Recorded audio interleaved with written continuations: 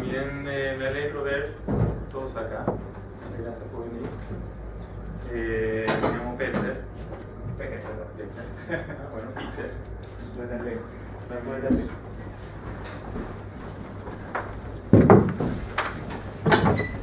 Mariano, 2 minutos.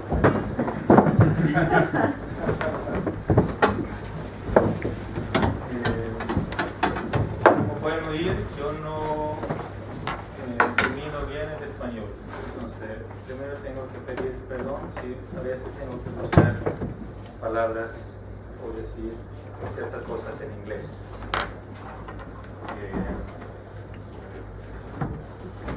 Ahora estamos acá, creemos que podemos hacer un gran intercambio y trabajar juntos con esta universidad.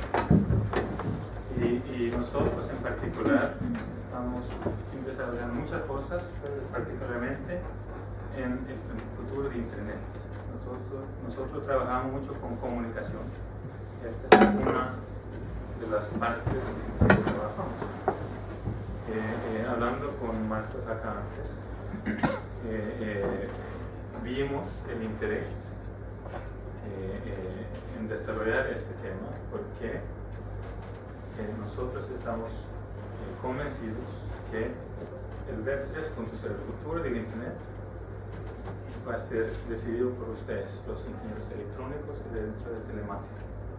Los anteriores eran decididos por otros elementos, pero 3.0 se trata de Internet of Things,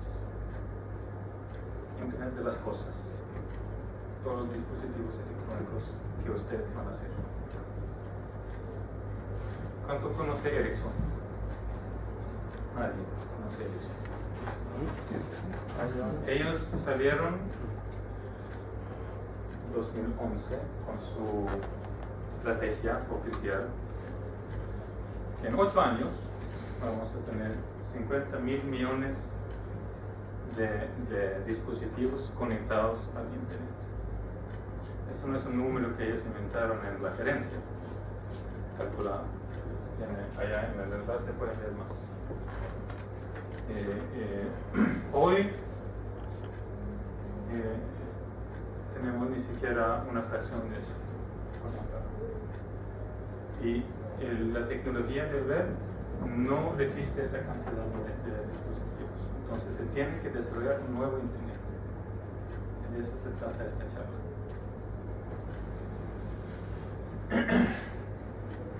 Ericsson ve el desarrollo en 3 etapas. Empezando con demótica en las casas y entretenimiento. ¿Cuántos acá tienen demótica en la casa?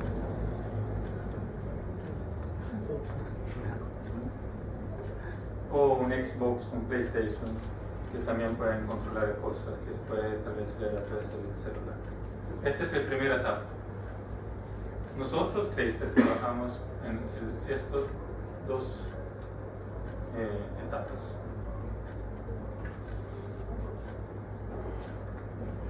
La segunda etapa es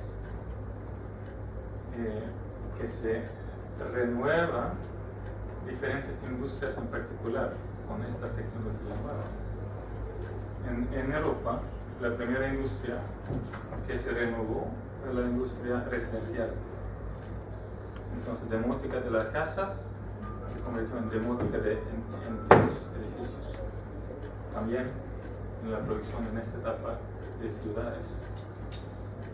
Utilidades, pero esta empresa de seguridades son ahora muy activos. Energía.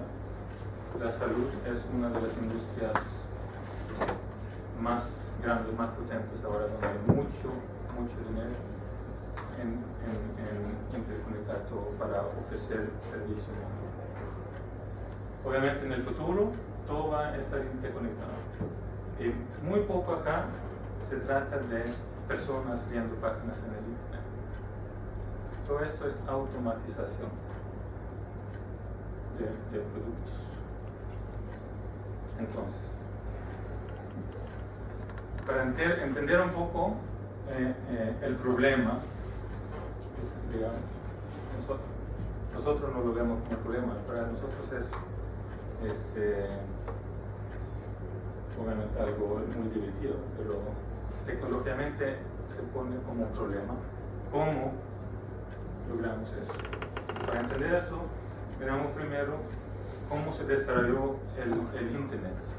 ¿Cuántos sabían que había diferentes versiones de la web?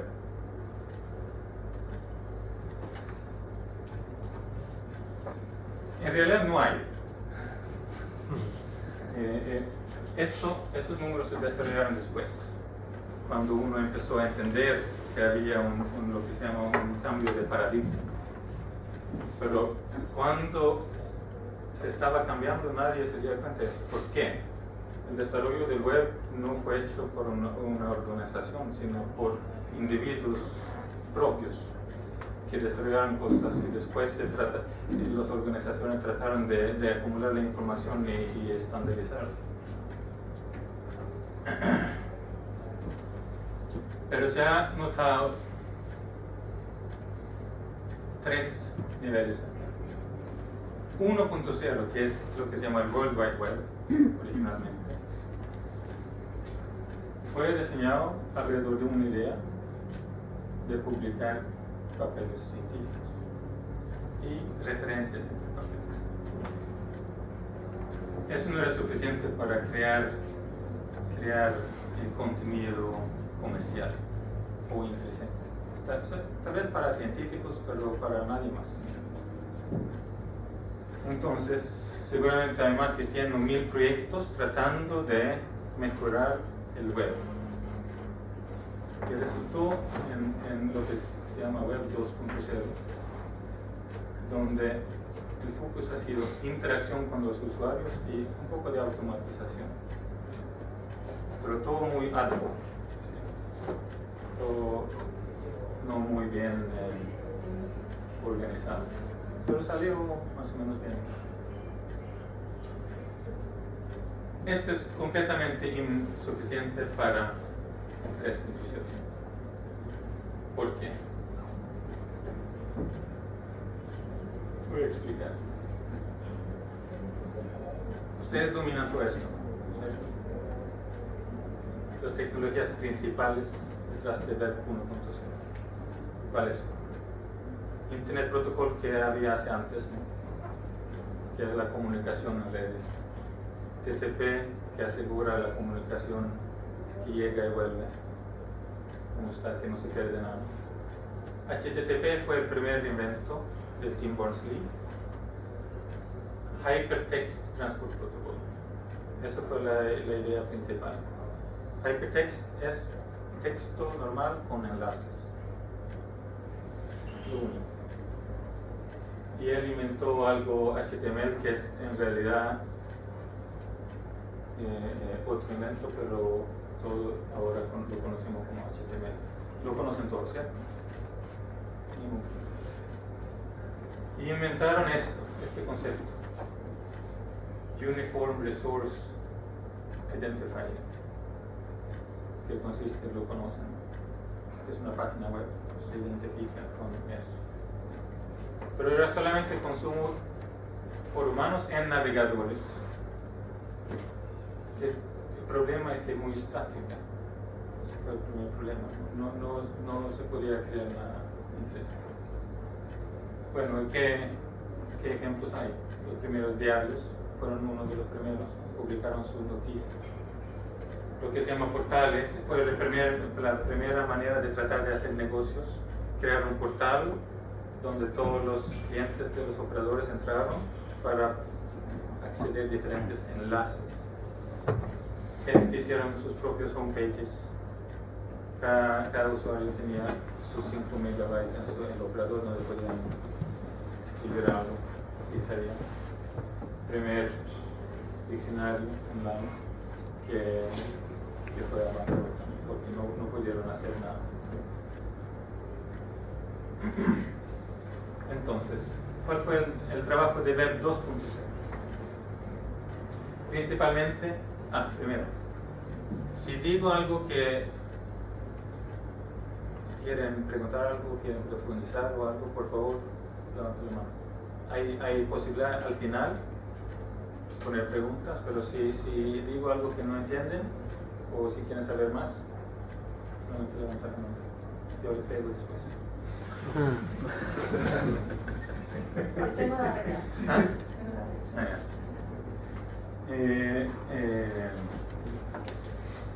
Bueno, inventaron muchas diferentes cosas para tratar de hacer el contenido más dinámico. Todo de diferentes empresas, y de eso viene la guerra entre los diferentes navegadores. Todos dicen que ese navegador está malo, ese no funciona, esa tecnología es mala. Toda esa vaina que todavía existe viene de los diferentes que trataron de desarrollar el Internet.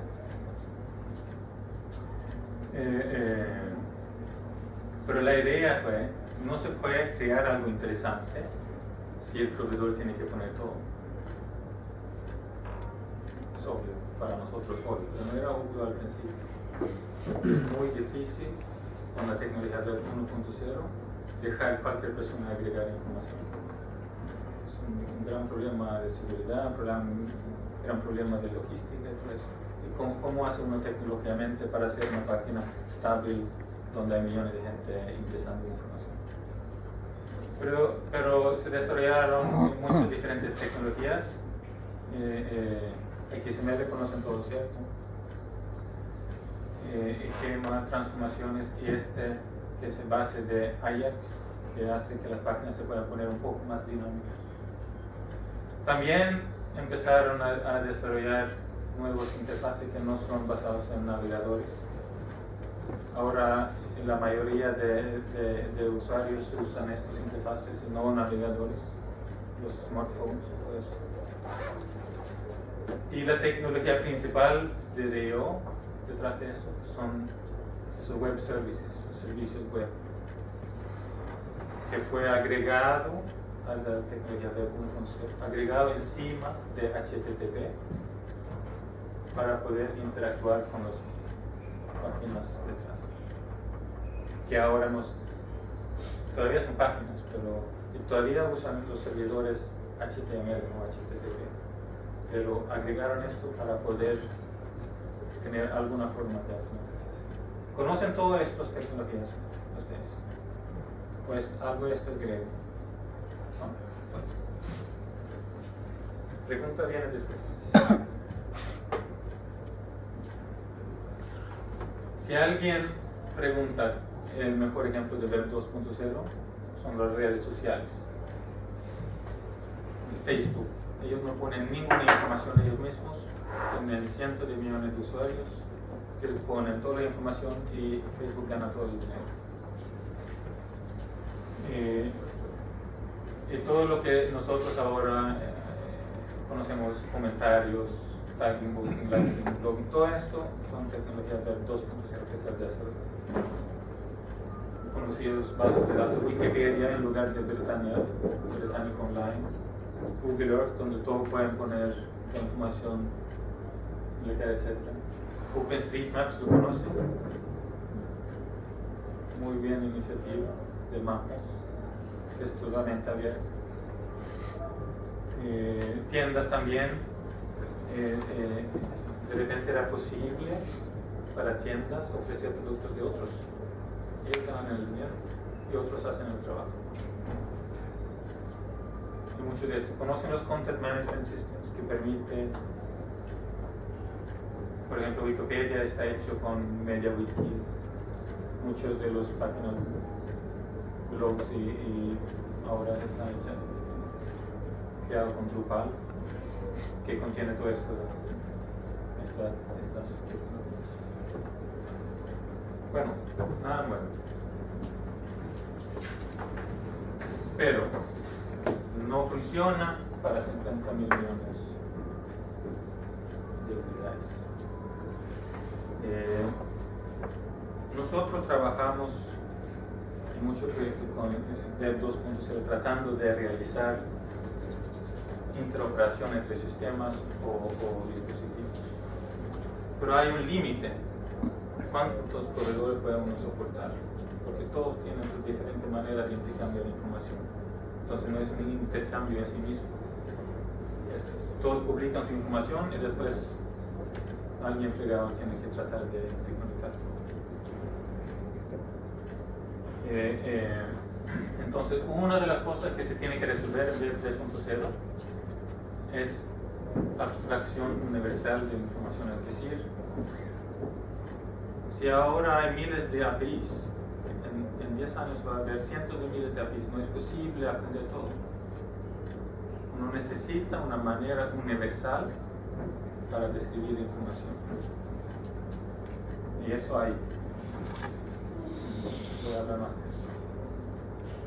Otra cosa que es problemático es qué significancia tiene la información. ¿Cómo va uno a interpretar la información? En Web 1.2.0, 2.0, todo está consumido por humanos. El humano puede pensar y sacar la información, pero una máquina no. Entonces tiene que haber una manera de también definir significado.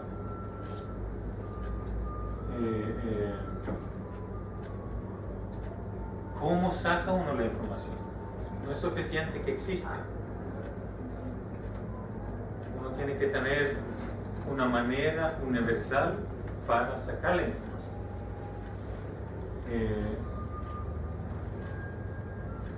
Operar con la información. ¿Cómo va uno a operar? Si uno sabe que algo está, ¿cómo puede uno en una manera estandarizada operar usando esa información? Es relacionado a esto, inteligencia artificial. Esta es solamente la parte de la información. Y este se llama web semántica. ¿Cuántos han oído del término web semántica? 1, 2.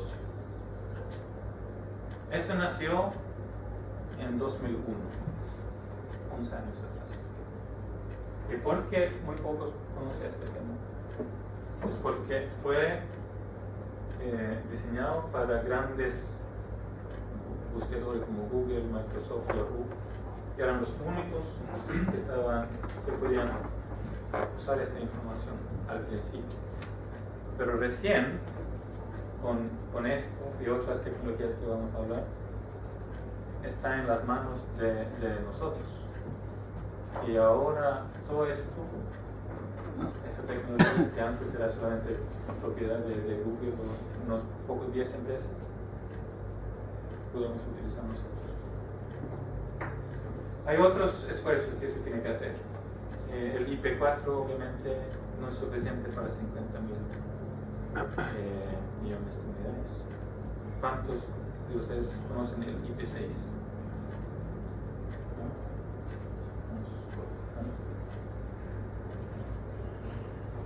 Esto, para crear esta cantidad de aparatos necesita uno desarrollar lo que se llama Wireless Sense Networks, usando IP6 y radio.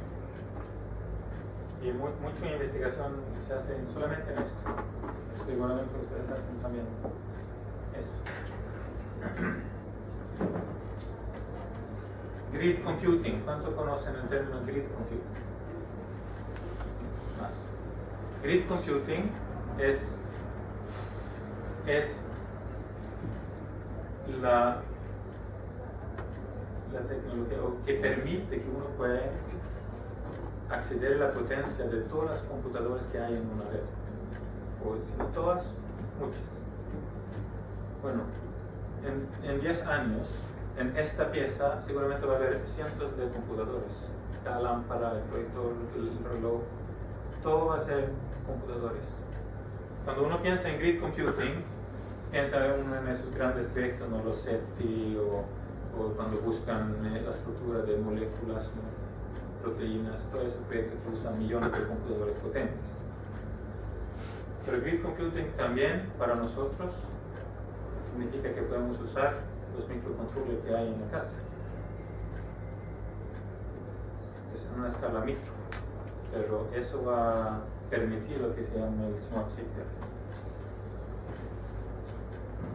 También cómo puede uno crear una red de esto de una manera segura. Computadoras se pueden siempre bajar nuevos programas de protección, pero dispositivos en la red es más difícil. Ellos necesitan una tecnología más segura para resistir gente tratando de cambiarlos o usarlos para su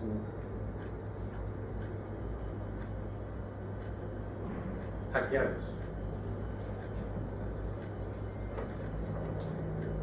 Entonces, Web 3.0 consiste de varias ideas. Muchos de ellos ya están realizados, pero empezó con esto, que se llama Linked Data 2001. ¿Conocen a alguien acá Linked Data? Una idea que conoce es bueno. Web 1.0 2.0, la idea es páginas para humanos. Cada página tiene su URL, Uniform Resource Locator, que es un URI que existe en el Internet. Un URI no necesita existir, es solamente una identificación. Pero si esa identificación, con eso, si logra bajar algo del Internet, es un URL. Entonces, la primera idea es Linked Data, es ese concepto de páginas para humanos. No es suficiente, es una mala abstracción. Uno necesita enlaces entre información, entre data. Entonces, la primera idea es, pues esa fue una visión del Tim Berners-Lee, que inventó el Internet. Dijo, sería bueno en un mundo donde toda la data que se puede inventar tenía una identificación. Esa fue su idea, pero ahora existe eso. Y acá pueden leer esos enlaces. Hay miles y miles de bases de datos donde publican toda la información usando esta tecnología. Esto es solamente un ejemplo. Algo interesante, todos conocen Wikipedia, hay DBpedia, por ejemplo, que publica toda la información en Wikipedia como LinkedIn. Es interesante. Pero conocen seguramente varios acá. Gutenberg, libros antiguos, todo. FOA, ¿conocen FOA? Friend of a Friend, es el base de todas las redes sociales. ¿Quién conoce quién?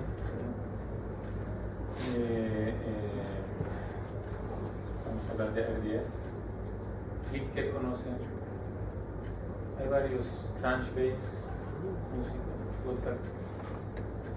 Y este es solamente un poco, todo en la industria medicina es muy interesante. Esto publican toda la información de proteínas, de medicamentos, de todo en LinkedIn.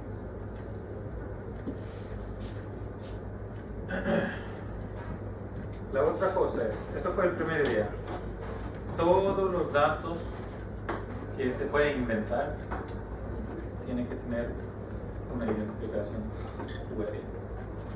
Después, abstracción de información. ¿Cómo logramos en una manera que todos pueden usar, publicar información?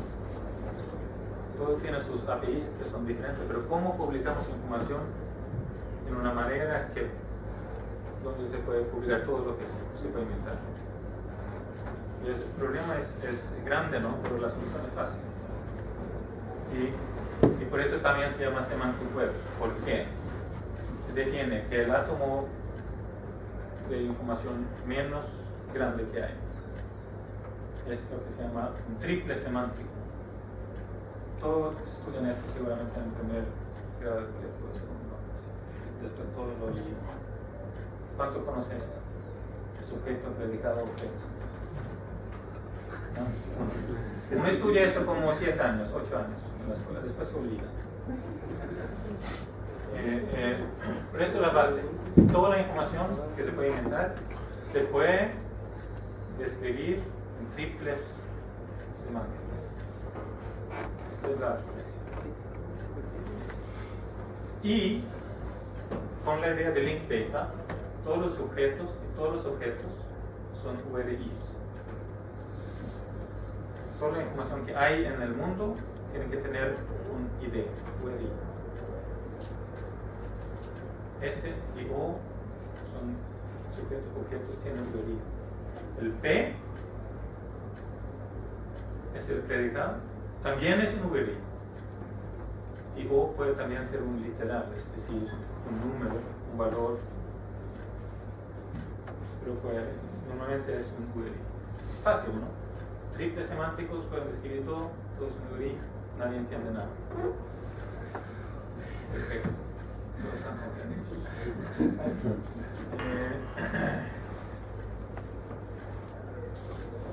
Y obviamente los literales tienen un tipo, como todo en todos los idiomas programáticos, el tipo también es un URI. Ya, basta. Ejemplos de triples. Y no sé por qué escogí estos objetos. Clayster es una empresa. Clayster está domiciliada en Valparaíso. Sujeto, predicado, objeto. Pero ahora en términos humanos. En web semántico, todo esto son queries y no se puede entender nada, pero no está hecho por humanos. ¿Ah? ¿No se cayó ningún año? Lo olvidamos. Cuando llega a 50. ¿Ah?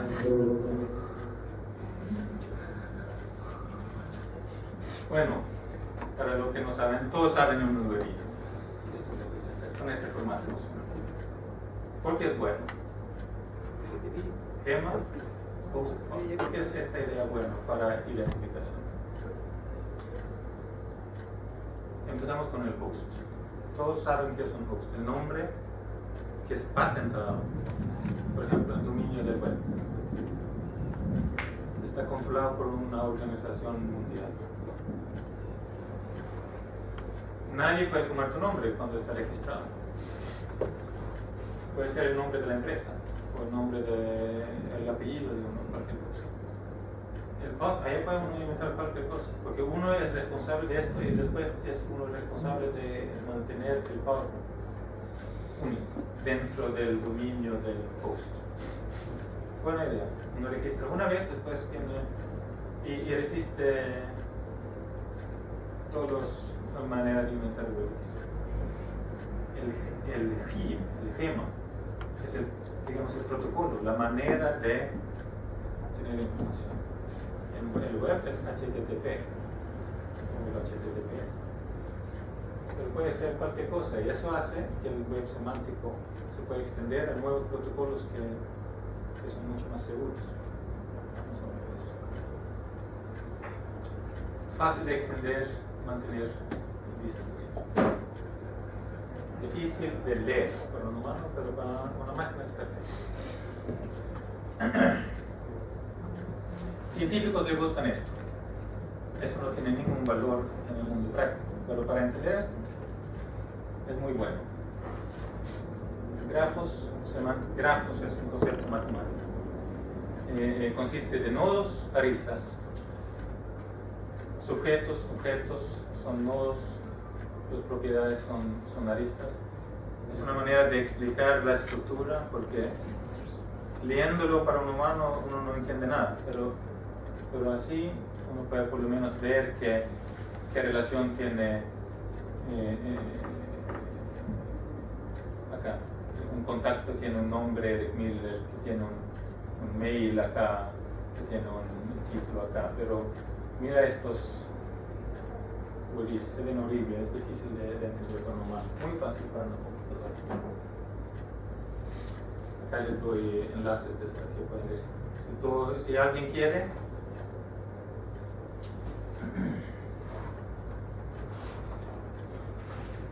quiere, tomo acá una tarjeta después y se le envío esto para que tengan todos los enlaces si quieren estudiar esto. La presentación. Sí, después yo la puedo incluir también. Ah, también. ¿Cómo quieren? ¿Ah? ¿Necesitan café? Ahora hay riesgo de caer. Ahora empezamos con lo interesante para nosotros nerds.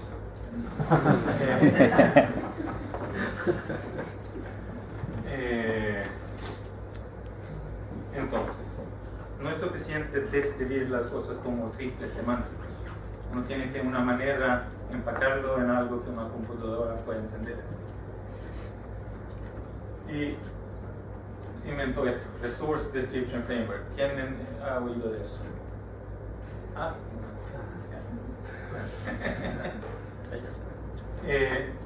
Ese es también antiguo. Eso yo creo que fue inventado antes del RSS. ¿Conocen el RSS Feeds? Y la primera versión de RSS usó el RIA, pero después se olvidó. Es un estándar. Bueno, el W3C, World Wide Web Consortium, no hacen cosas que sean estándares. El Internet Engineering Task Force hace estándares de protocolos. Muchos de estos son estándares de también. W3C hacen recomendaciones. Cuando ya está aprobada la tecnología, comprobado y todas las empresas están de acuerdo, W3C hace una recomendación. Es un resultado de esa guerra del primer web 1.0, donde había tanta pelea y W3C no pudo hacer un estándar obligando, pero podían hacer una recomendación. Es lo más alto que hay.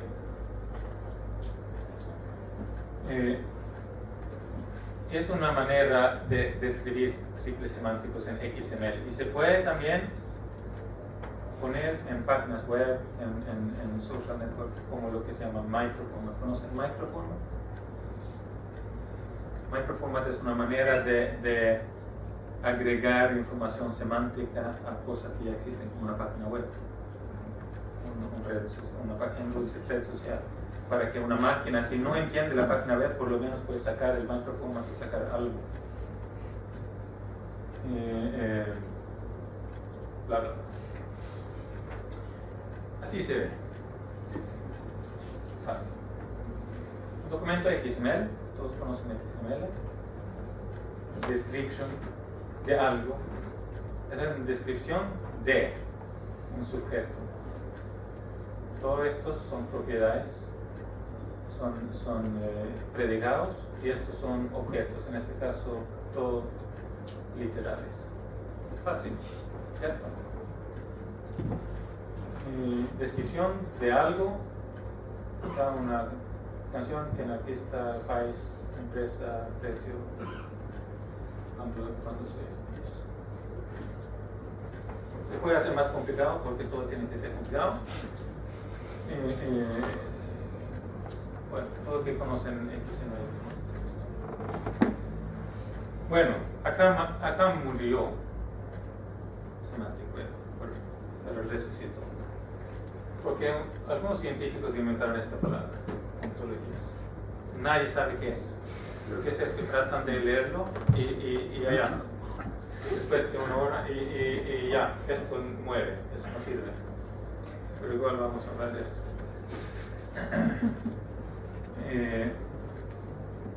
Era una manera de describir la descripción. Información meta. ¿Okay? Es como un gema para XML. ¿Conoce gema? ¿No? Gema se usa para validar documentos XML. Una ontología se usa para que un sistema grande pueda analizar la información semántica y sacar entendimiento. Eso no es necesario para un Internet of Things. Pero como todo esto fue desarrollado por las empresas de búsqueda en el Internet, ellos querían sacar información semántica de las páginas que había, crearon unas maneras bastante complicadas para sacar esa información. Y normalmente la gente no tiene suficiente energía para aprender todo esto. Un poco es bueno, pero se puede aliar mucho. Y acá se acaba la historia, a pesar de que uno ni siquiera ha empezado. Para mostrar que es complicado, tengo acá unos... no es tan complicado. uno describe clases, todos conocen clases, subclases, por ejemplo, que bueno, es una manera de describir jerarquías.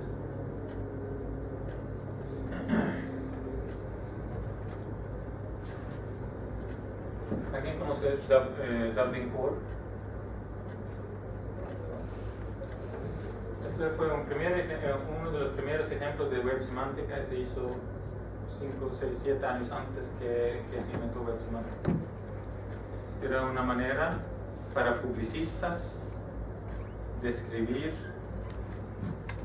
canciones o videos o libros, quién era el publicador, quién había publicado la cosa, cuándo, tipo, etc. Pero es un ejemplo de los primeros,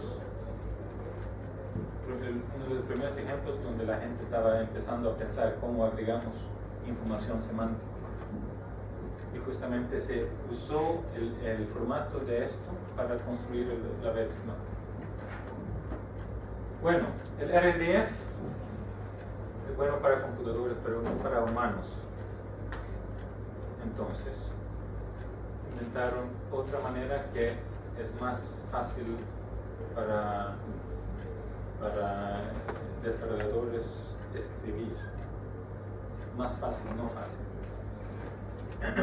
Pero es fácil. Turtle consiste de triples así, y se escribe en Notepad.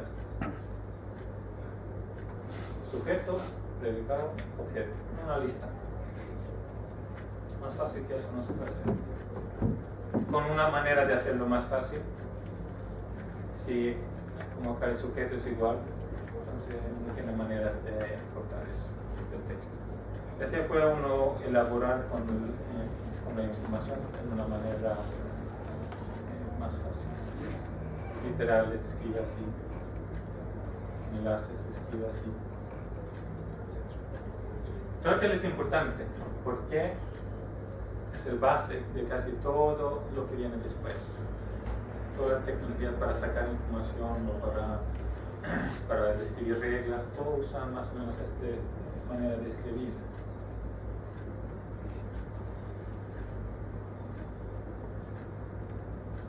Turtle acá otro ejemplo.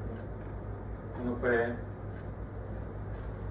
tener un sujeto, predicato, objeto, otro predicato que va a un objeto que en su turno es un sujeto que tiene sus predicatos. Acá tiene una visualización de lo que eso significa. Este es el sujeto que tiene dos propiedades. Digamos, una propiedad en su turno es anónimo, no tiene nombre acá, pero tiene dos propiedades acá. Fácil, ¿cierto? ¿No? ¿O están dormidos? Algunos. Bueno, no se preocupen si no entienden esto, por eso tengo los enlaces, es solamente para mostrar cómo se ve, más o menos, no es para entender esto. Esta cosa horrible saqué de nuestro sistema. ¿Qué es esto? Eso es un PLC que tiene un analog input, que tiene un potenciómetro y la descripción, qué tipo de objeto es, label, que tiene valores momentáneos, una temperatura, con información del idioma, que es algo leído automáticamente, la fecha de lectura y el valor, menos 2 grados, el tipo, un URI, que significa centígrados. Así es horrible, pero bien definido. Yeah. Pero eso lo hace el que lo va a programar. No, ese es el sistema. Lo hace el sistema. Ese es el sistema. Este es para máquinas comunicando con máquinas. Eso es solamente para mostrar cómo se puede. Se ve horrible, pero es muy fácil después, como toda la información de todos los proveedores tiene esa estructura, es muy fácil después juntar información. Yo voy a mostrar eso. Porque hay una razón para complicar las cosas. Y eso es lo que viene después. Complicar cosas sin después recibir algún muchos valores loco, pero esto ya tiene muchas ventajas. Bueno, es la misma información en tipo RDF. Y acá se entiende por qué científicos usan Turtle. Esta es la misma información, es más horrible. Esta es menos horrible, entonces se usa esto. Pero la computadora entiende esto mucho más mejor, porque esto se puede validar. Esto es un poco más difícil, pero no difícil, pero más complicado validar. Se puede validar también. Enlaces para más tarde. ¿Por qué la abstracción en semántica si tenemos Object Oriented Programming para describir todo? Que se usa en la mayoría de APIs de Web 2.0. Todos los objetos se pueden describir como web semántica, ¿no? Como expliqué. Todos los objetos en web semántica son sujetos, que uno describe algo sobre el objeto. Todas las propiedades, atributos, todo eso son predicados y los valores, objetos. Y si los valores son objetos en el término de web semántica, y también son objetos en el mundo Object Oriented Programming, bueno, tiene sus propias propiedades. Clases, se llama clases también en español. Clases también son sujetos en web semántica, no hay diferencia. La información y la información meta en web semántica es igual, uno describe la misma cosa en la misma manera. Pero hay unas diferencias muy grandes y ahora van a entender por qué se ha hecho eso. Bueno, empezamos con esto. Centralizado, distribuido. Un objeto está definido en un lugar, necesita una computadora en una memoria para existir. Es una idea muy buena si uno hace solamente cosas a la local. Muy mala si uno quiere hacer el Internet of Things. Porque la misma información está completamente libre de ser distribuido por todo el mundo en la web semántica. Una computadora puede tener un valor, otra computadora otro valor, porque todo es URIs. Todos pueden agregar información. En un objeto no. El desarrollador que hizo el API definió el límite del objeto, el class. Su posición del mundo cerrado se llama Assumption of the Closed World Assumption en inglés. Significa que la información que existe sobre el objeto es toda la información. En web semántica es assumption del mundo, assumption of the open world assumption, suposición del mundo abierto. Es decir, cualquier persona puede agregar información como quiera y puede estar distribuido en todas partes. Solamente porque el país ha definido que es una ciudad no significa que otra organización pueda agregar información a la ciudad. O que es un auto. Entonces, todos tienen sus conceptos y para diferentes sistemas uno necesita agregar información de diferentes partes, pero del mismo objeto. Eso no es posible en Object Oriented Programming, pero en web semántica. Propietario colaborativo, es lo mismo. En Web 2.0 uno tiene que poner toda la información que hay, que se tiene que usar en el sistema. Es mucho, normalmente es mucho más que la mitad del sistema, es solamente cosas adicionales que uno tiene que tener para que funcione. Pero el web semántica es colaborativo. Uno puede especializarse en la cosa que uno está haciendo y después cuando uno hace aplicación uno saca la información de otras partes que uno necesita. Bueno, objetos son determinísticos y eso a veces es una buena propiedad, ¿no? Uno sabe cómo va a funcionar el objeto. Así no es en web semántico como porque uno puede agregar información como quiera. En objetos las clases tienen herencia, pero en web semántica tipos, que es lo mismo que un clase. Pero también propiedades pueden tener herencia. En objeto oriented programming, propiedad no tiene esa propiedad. Entonces, web semántica es mucho más potente, especialmente en Smart Link, donde todo es colaboración, todo es interoperación. Por eso se complicó tanto.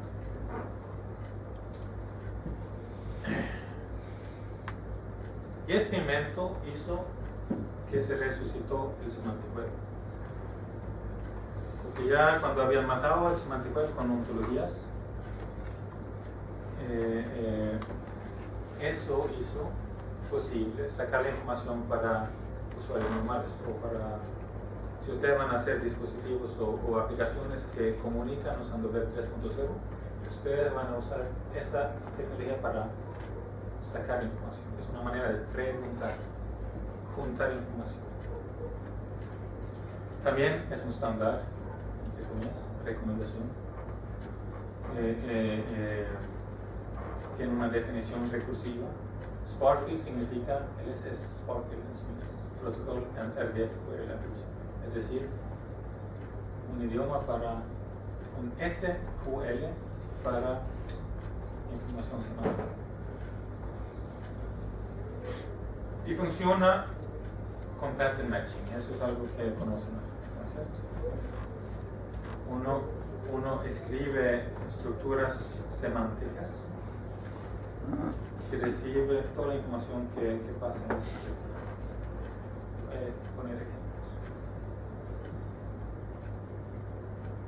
Este es un ejemplo.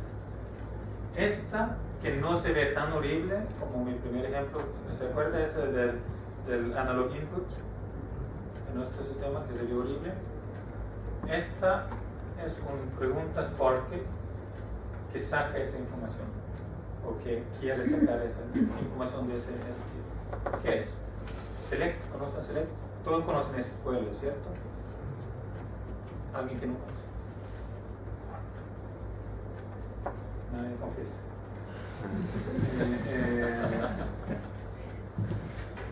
Select, variables, se pone así con un signo de interrogación. From,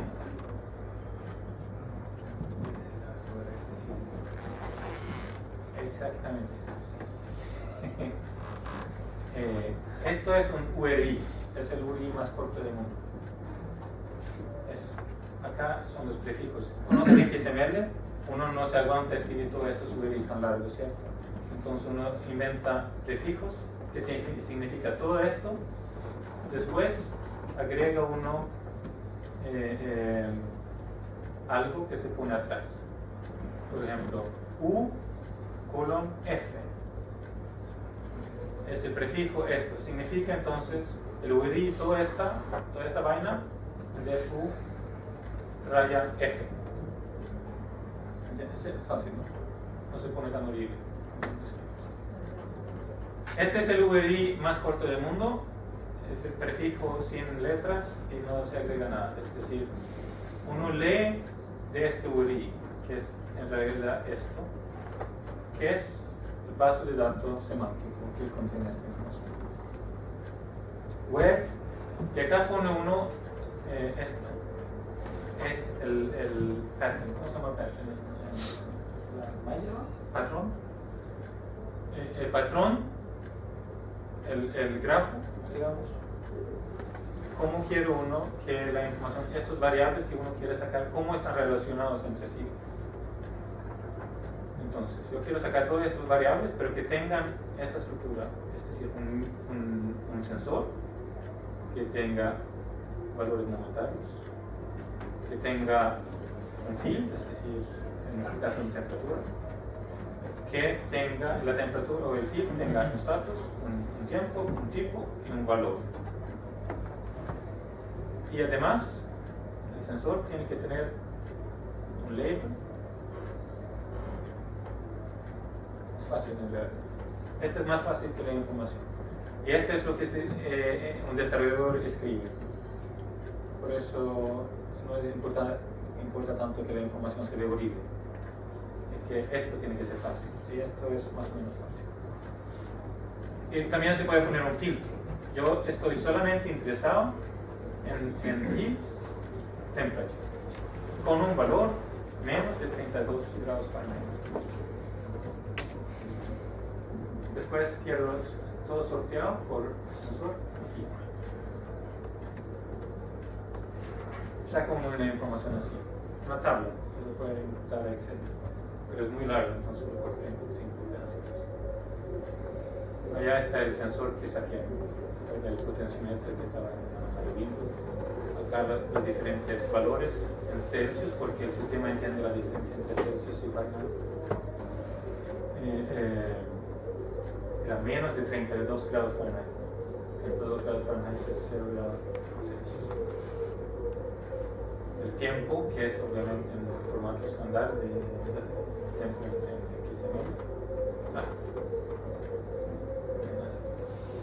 Fácil, ¿no? ¿Sí? ¿Todos están de acuerdo? ¿Dormidos? Fácil. ¿Qué es esto? Aquí se falta una pregunta. Este es el resultado de otro ejemplo. Tuvieron suerte.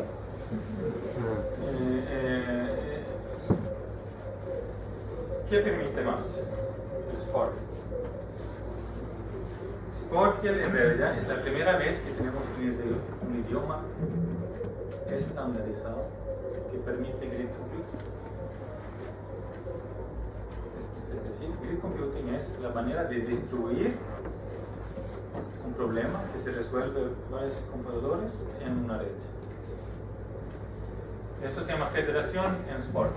Es decir, el cliente puede poner una pregunta, el problema semántico, a lo que se llama un Sparkle endpoint, que recibe la pregunta. Saca la información, lo que puede, de diferentes vasos cardíacos, pero también puede repartir la pregunta a diferentes Sparkle endpoints en la red, que saca la información que ellos saben, que este no puede sacar.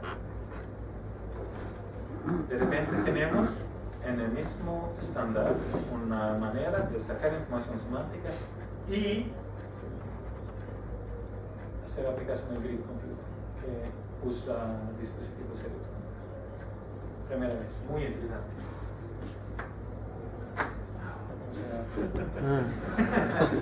Ahora me entusiasmo. Enlaces. Ahora podemos publicar información, poner información meta, es decir, describir información. Podemos preguntar y juntar información. También hay una manera de actuar sobre la información. Pongo un ejemplo. Si alguien compra un sistema de música,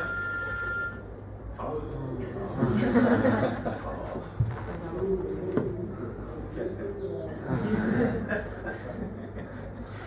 ¿Alguien más tiene celular? Bueno, ¿dónde estaba? Luis, ¿dónde estaba?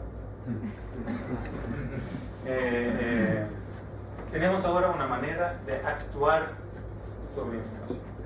Si alguien compra un sistema de música para la casa, puede uno agregar cosas de otro sistema, puede uno intercambiar algo para otro que el próximo año es mejor, no, porque todo es propietario.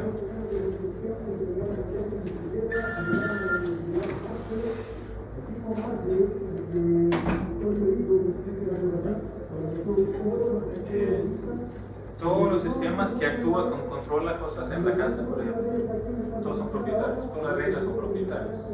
Muy divertido de hacer, pero para el cliente es un poco malo.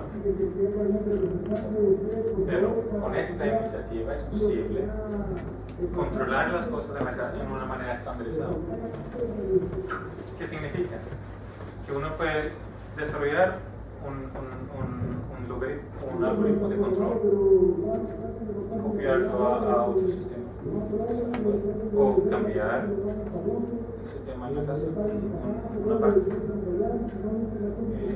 También es un estándar. Entonces, la manera de poder escribir cosas estandarizadas es muy potente, especialmente en el campo nuestro, porque mira digamos que en 10 años va a haber cientos o 200 o 500 o 1000 computadores acá dentro. ¿Cómo puede uno hacer una aplicación que funcione acá en una computadora que controla todo? Si uno cambia después algo y después no va a funcionar, ¿cierto? O si uno cambia la computadora a otro programa. ¿Cómo va uno a hacer interoperación entre miles de dispositivos con cientos de proveedores? No se puede. Pero con esto no se puede, porque es un acuerdo.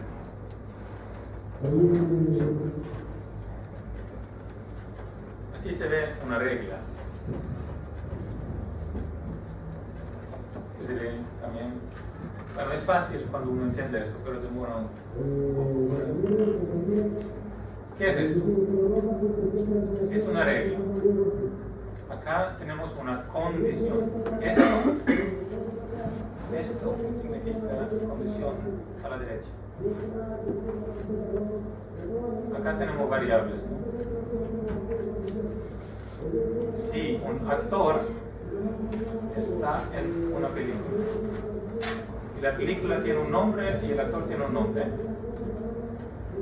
inventamos acá un predicado diciendo que el actor es un actor dentro de una película. ¿Cierto? Esto es lo que se llama condición, esto es conclusión. Entonces, esto es una manera estandarizada de describir condiciones y conclusiones. Se puede usar para esto, pero también se puede usar para si yo salgo de la casa, apaga la luz. Es la misma cosa.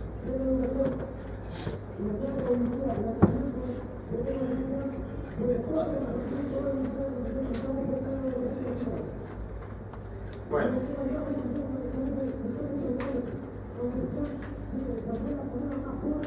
la evolución del web semántica sigue la misma evolución que ya pasó con bases de datos. Por eso todo el mundo que sabe esto sabe que esto va a pasar, porque la misma problema que se resuelve, pero en una escala más grande. Por eso es instructivo mirar este desarrollo, es la evolución de bases de datos. Cuando yo empecé a desarrollar, había estas dos maneras. Bueno, primero, uno hacía sus propios archivos. Todos los programas de desarrollo tenían la manera de escribir récords en un archivo. Y uno aprendía en la escuela a crear un archivo, otro archivo índice. ¿Se acuerdan? ¿Cuántos han hecho eso? ¿Sí? Es bueno si uno quiere guardar un poco de datos, uno no necesita comprar ningún base de datos, es fácil de empezar.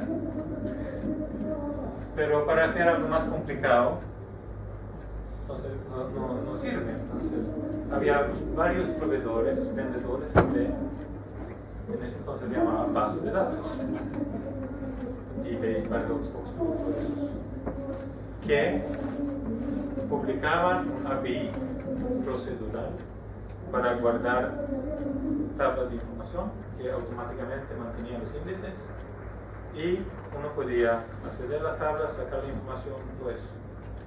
Más fácil, pero en comparación de hoy, muy difícil. Además, tenía una falta grande que no tenía muy buenos desarrolladores de relaciones y no tenía muy bien desarrolladores de juntar información. Uno tenía que escribir programas largos para sacar esa información de esa tabla, esa allá, esa allá, esa allá. Y después de meses, si funcionaba, tenía uno la información. Entonces inventó SQL, una manera más complicada de describir una pregunta. Usó más potencia del servidor, pero la pregunta se hace en 5 minutos. La pregunta se escribe en 5 minutos en lugar de un mes. Y estandarizado, es decir, uno podía usar cualquier proveedor y uno podía empezar directamente. Bueno, diferentes proveedores tenían sus extras, pero el SQL estándar era lo mismo. Entonces, si uno aprendía el SQL estándar, uno podía usar cualquier base de datos. Y eso es una revolución. Es decir, uno entendía que usando un poco de la potencia del servidor, así es la vida más fácil para el desarrollador. No es igual de eficiente como esto en términos de ciclos de procesador, pero ¿quién importa? Ciclos de procesador es más barato que el sueldo del desarrollador. Entonces, nadie usa eso, ¿cierto? Hay de campo integrado. No todavía sería eso. Pero hasta en el desarrollo integrado se usa SQLite. SQLite que existe en muchos dispositivos electrónicos. Entonces la misma cosa. Web 1.0, páginas propias. Web 2.0, invento de APIs. Web 3.0, una manera estandarizada de sacar la información y juntarlo de todos los diferentes lugares. Pero en este caso no hablamos de un base de datos, un servidor, hablamos de todo el Internet, todos los dispositivos contemporáneos. Es una gran revolución y si no aprenden eso, hacen un gran diservicio.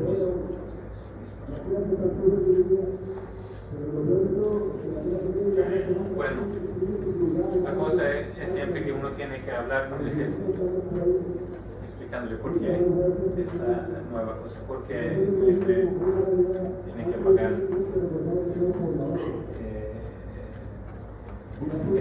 para cambiar todos sus sistemas semánticos. Bueno, esta es la cosa. ¿Cuántos APIs puede uno soportar? ¿Cuánto puede? Porque cada API cambia. Es un costo tremendo hacer un sistema de integración entre diferentes proveedores. Todos cambian a veces. Entonces hay un límite, depende de los APIs. Nosotros tenemos acá entre 100 y 200 diferentes APIs en nuestra plataforma que estamos manteniendo, eso es mucho. Normalmente ya es mucho menos, pero hay un límite y va a haber mucho más, va a haber miles de diferentes APIs si no cambiamos eso. Porque hay 2 millones, falta 3 ceros. 2.000 millones una persona clase media, una por persona de clase media del mundo. Y en menos de 10 años vamos a tener más que 10 dispositivos conectados por persona de clase media. Obviamente va a haber lugares donde hay mucho más. Y no va a ser posible hacer algo interesante con eso si no usan un estándar.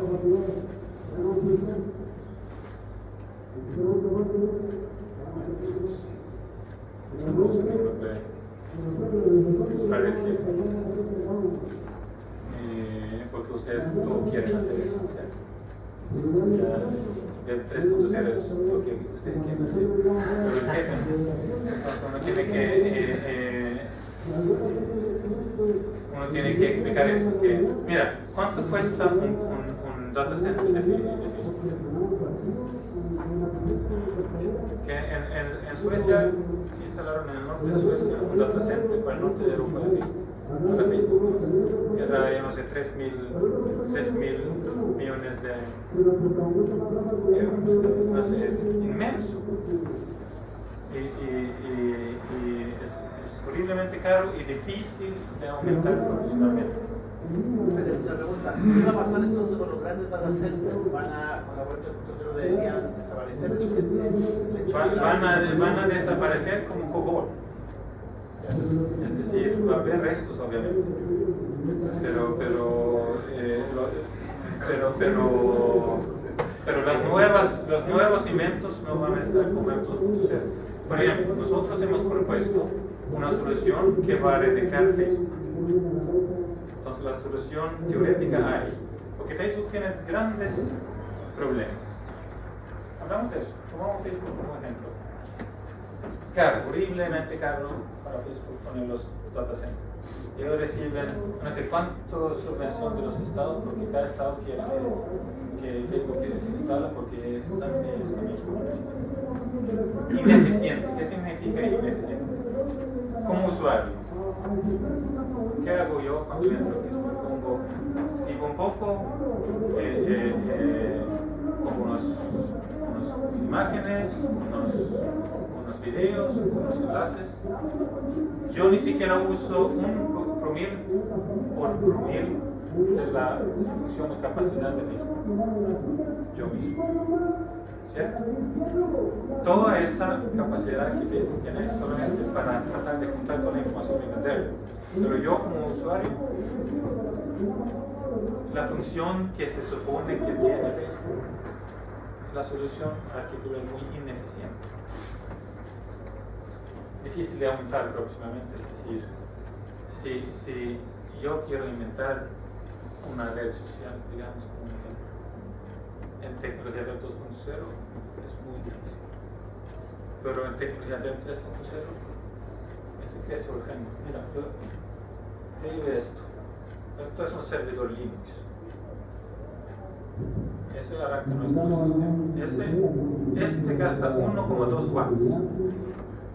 Y después acá podemos tener su aplicación, servidor, archivos, todo.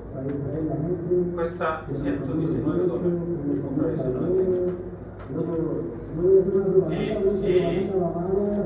y el costo de mantención es $2 por año. Tener todo esto prendido 24 horas por día, 5 días por semana.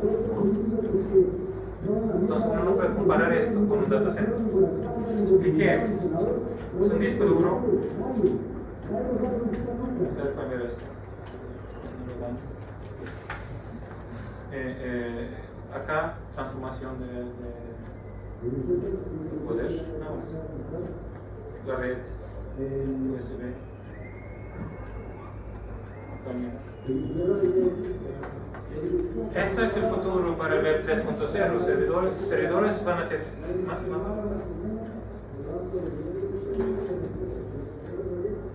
así van a ser los servidores en Web 3.0, distribuidos. Si alguien quiere una función, uno lo compra eso en la casa y uno tiene la función. Ese es el problema de Facebook, ¿no? Falta de integridad. Uno quiere usar la función, pero el Facebook dice que todo lo que uno sube es la propiedad de Facebook. Ellos pueden hacer cualquier cosa. Es muy fácil de abusar para gente que trabaja en Facebook, ver todas las cosas de todos los usuarios. Y el usuario no tiene ningún control de la información privada. Mientras que en una red distribuida, la lógica existe en eso. Cuando uno lo desenchufa, desaparece la información del internet. Cuando uno lo enchufa, reaparece. Es orgánico, es decir, si yo quiero tener esta función, yo compro uno, lo enchufo, pum, ya existe el aumento de poder, crece con cada nodo. Es seguro, es decir, ¿quién quiere usar años de investigación para hackear eso si uno solamente puede lograr sacar la información de una persona? En comparación de Facebook, si uno logra entrar a Facebook, ¿qué puede obtener? Es decir, distribución también significa dispersión de riesgo. Seguro significa que uno no necesita tener cosas, voy a hablar más de eso, pero uno no necesita usar los protocolos HTTP. Hay otros protocolos que son mucho más seguros. Integridad, obviamente, uno tiene las cosas allá, desaparece. Nadie lo puede abusar, uno controla quién tiene acceso. Uno es dueño. Entonces, todo eso que son problemas para el usuario en Web 2.0 no es un problema distribuido.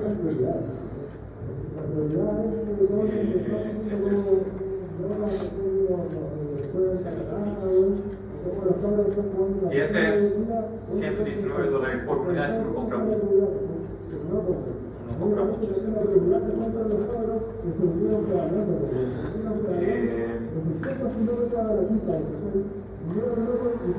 Seguridad.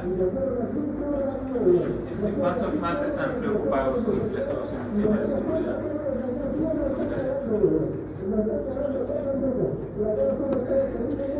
Bueno, Web 2.0 y también Web 3.0 originalmente. Web 3.0 está basado en HTTP, pero Web 3.0 no está limitado. Y allá hay maneras de asegurar la comunicación, así con auténtica. Todo esto está estandarizado. Hay maneras estandarizadas de autenticar y cifrar la comunicación. Pero nadie dice que la implementación de guardar la información está segura. Eso es el gran problema, ¿no? Que uno encuentra una manera de hacerlo y después queda todos los claves abiertos.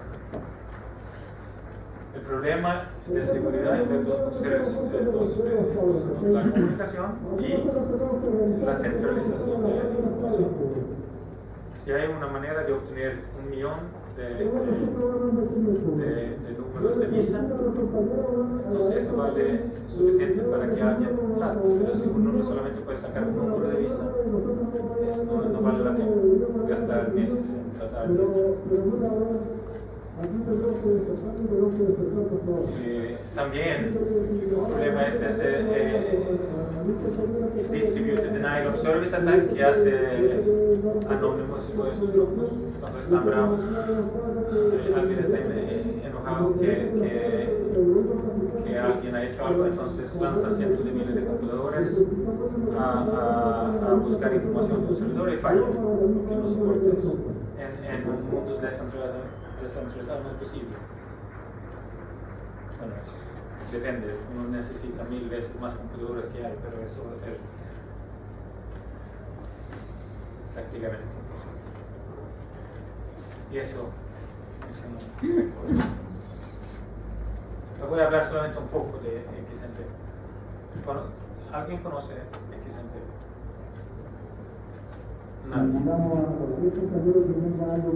Ese también es un cambio de paradigma.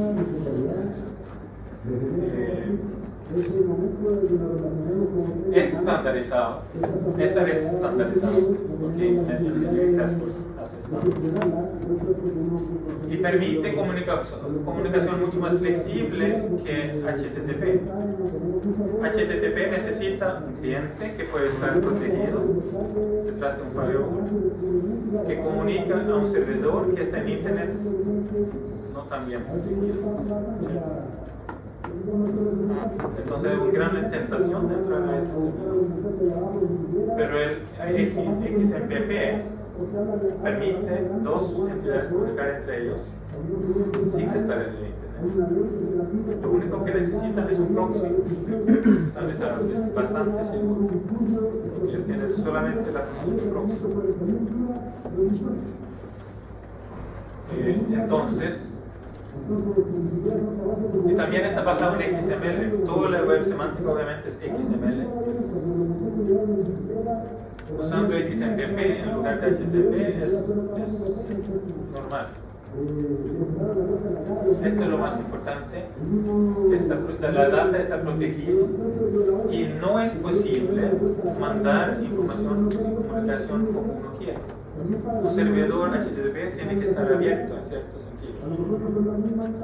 Comunicación XMPP solamente pasa si el receptor y los dos que comunican se conocen. No solamente que se conocen, que también están optimizados, que también tiene presencia, saben cuando están en línea y no. Entonces es mucho más fácil crear una red El sensor es controlado porque el sensor sabe con quién puede hablar. Un servidor HTTP es mucho más difícil de mantener. Ese protocolo XMPP es mucho más útil para el implementación. Si no conocen, por favor, estudien.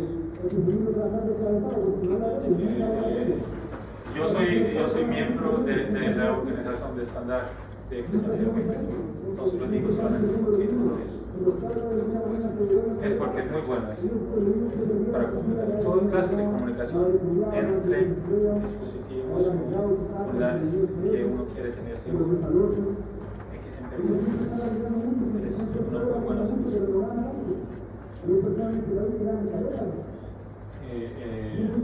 Eso hemos dicho Entonces, ¿quién somos nosotros? Primero, antes de todo esto está claro. Dudas o preguntas o cuestiones. ¿Han entendido algo? ¿Sí? ¿Sí? ¿Preguntas? Todo el mundo sabe.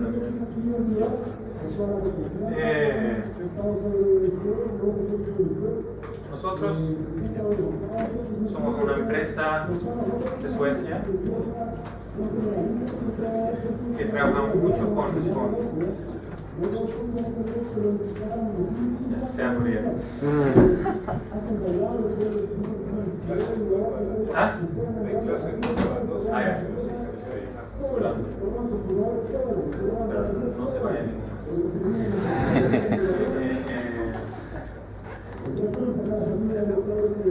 Nosotros trabajamos originalmente con la automatización de edificios, lectura automática de redes de sensores en empresas de utilidades, la luz, agua, entonces esto para nosotros es algo estratégico, algo muy importante, además de nosotros hacemos muchos productos con mucha tecnología, pero por ejemplo hacemos PLCs inteligentes que comunican con muchos diferentes tipos de dispositivos y trabajamos con muchas empresas.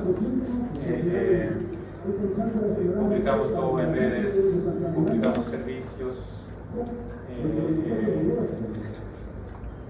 muchos diferentes medios.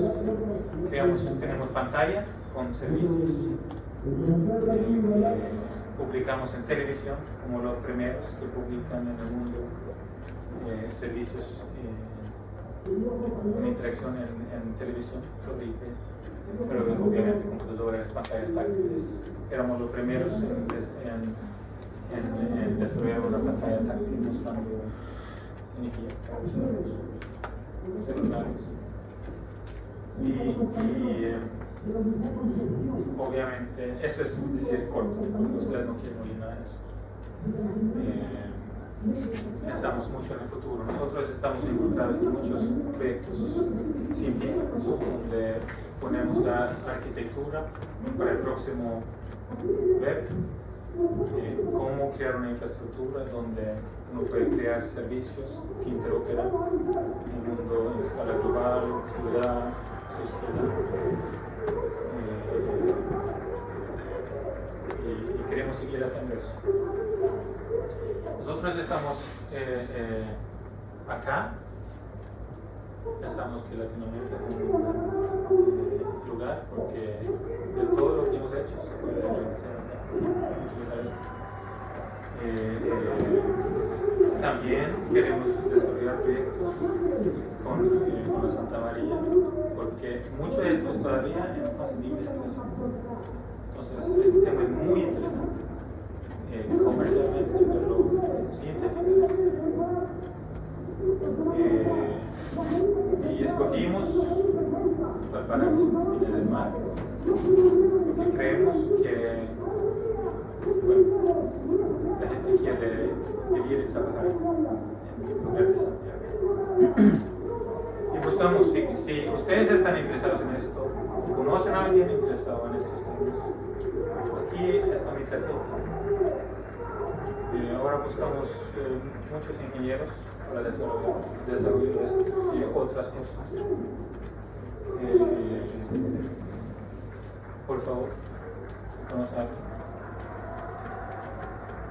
Y también ustedes pueden comunicarse conmigo cuando quieren y preguntar, y les mando la presentación también a Marcos. Si tienen algunas preguntas después, que no pueden hacer ahora, mándenme un correo. Están con algunas dudas, entraron en la sala correcta. Hoy iba a estudiar matemáticas. Ya. ¿Qué ejemplo han habido que relaciona esta tecnología con la Smart Grid, con la administración de la energía? Sí, nosotros estamos ahora, las empresas de utilidades están buscando maneras de ofrecer otras cosas que energía, porque el consumo de energía está cada vez bajando, porque la gente está tratando de ahorrar y usando energía o tecnologías más eficientes. Son unos cambios climáticos también. Entonces las empresas de utilidades entienden que no pueden sobrevivir vendiendo solamente energía. Entonces están ahora creando la infraestructura con nosotros de poder publicar servicios de ahorro de energía. Ellos mismos venden el servicio de ahorrar energía, porque si ellos no lo hacen, otro lo hacen.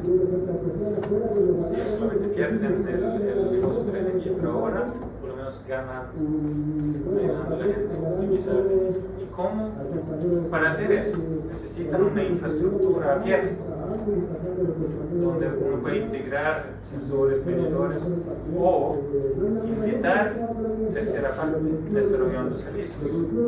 Por ejemplo, antes no era factible, no era económicamente posible crear un servicio de optimización de energía, porque ese servicio no iba a funcionar en otra instalación, porque esto es diferente.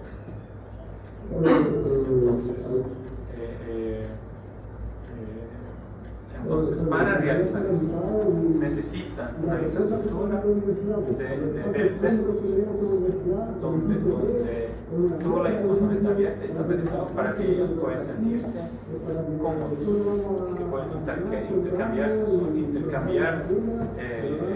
concentrador, sistema, sin que todo falle.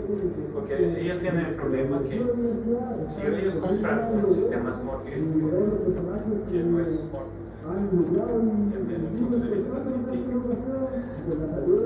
los grid controls en ese sentido. Si ellos compran eso de un proveedor, después no pueden cambiar. Y ese proveedor también puede cobrar mucho.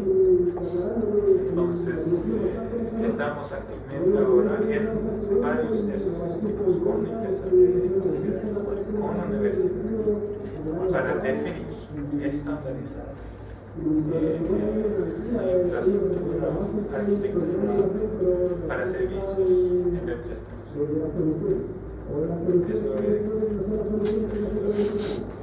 Es un ejemplo. Hay otros, obviamente, eso de publicación de servicios interactivos en televisión, hay muchos, pero en relación a eso, este es donde ¿Está en desarrollo todavía? ¿Todavía no hay productos? Sí, hay productos. Nosotros tenemos productos.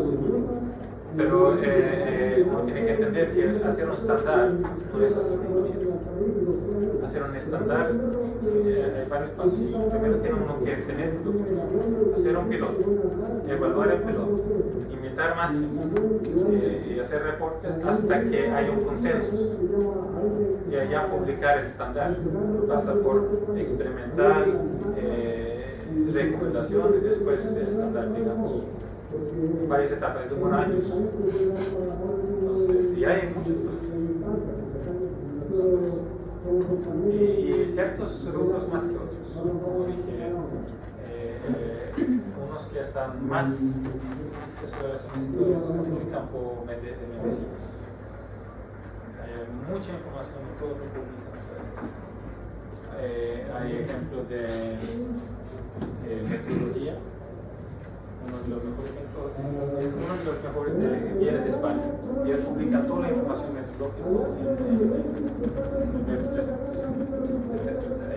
en uno de esos enlaces va a encontrar miles de diferentes sitios donde se ve que publican diferentes organizaciones y cómo se puede interpretar.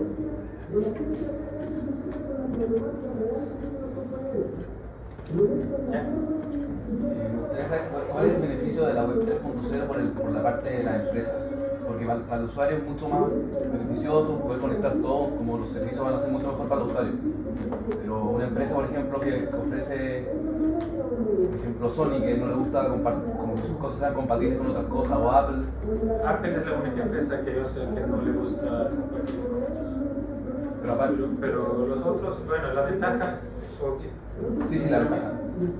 bueno, hay varios. Primero, como en el ejemplo de SQL, el trabajo de desarrollo es mucho menos.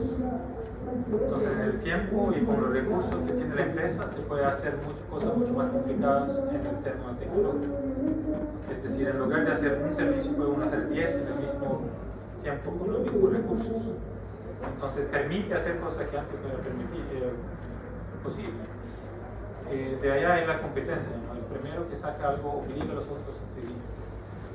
Así funciona la competencia. Entonces la empresa ahorra sus recursos, utiliza los mercados.